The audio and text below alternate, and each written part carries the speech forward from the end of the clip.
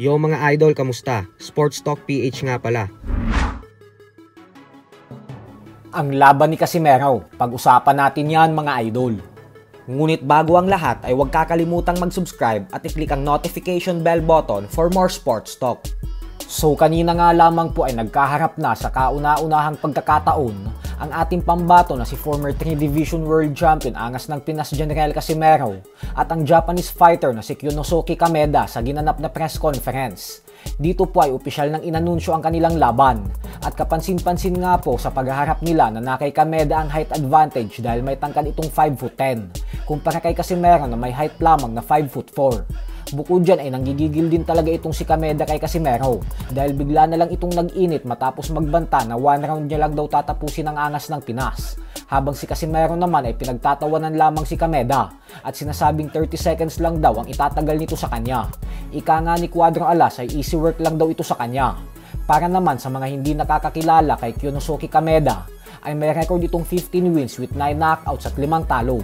Matinding laban din po ito para kay Casimero dahil pinahirapan po ni Kameda ang Mexican undefeated knockout artist na si David Picasso sa undercard ng Pacquiao vs Barrios kung saan natalo si Kameda via majority decision. Bukod dyan ay natalo din po ito kay Luis Neri via 7th round technical knockout. Ayon kay Casimero ay pagkatapos niya daw talunin si Kameda ay sisikapin niya umanong maging 4-time world champion sa susunod na taon. Yun daw talaga kasi ang kanyang plano. Hindi din umano problema ang hindi niya paglaban ng isang taon kasi kahit naman umano hindi siya lumaban ng isang taon ay hindi naman daw siya huminto sa pag-e-ensayo.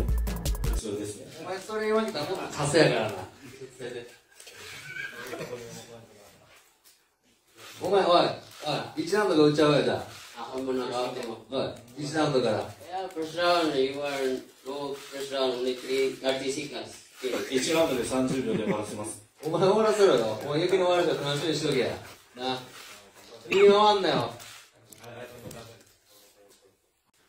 So ngayon, pinag-isawa namin yung Bobby, ang aking coach, at sabi niya na matanda na suway lang kay anak kong kanina. それだけ。もう逆に枕用意しとけよ、お前。おい。な。メガネ外しとけよ、お前。自信ないんか。ビビっとんねん。Malaki yung target namin sa ngayon, yung pinigay ng opportunity sa amin ni Kameda at hindi namin sasayangin to. At ayan, pagkatapos ng tapusin namin to yung laban niya, tapos mag-plan kami kung ano yung next fight namin o magiging 4-time world champion ulit tayo. Let's go! Let's go! やるか？やるか？おい、答え。Let's go! やるか？レッツゴーです。はい。やりましょう。Hihintay kasi kami na bagong promoter namin. Sila yung magsasabi kung kailan yung laban ko, next fight ko. Kahit hindi ako lumaban ng 1 year, hindi naman ako nag-start ng training. Tuloy-tuloy yung training.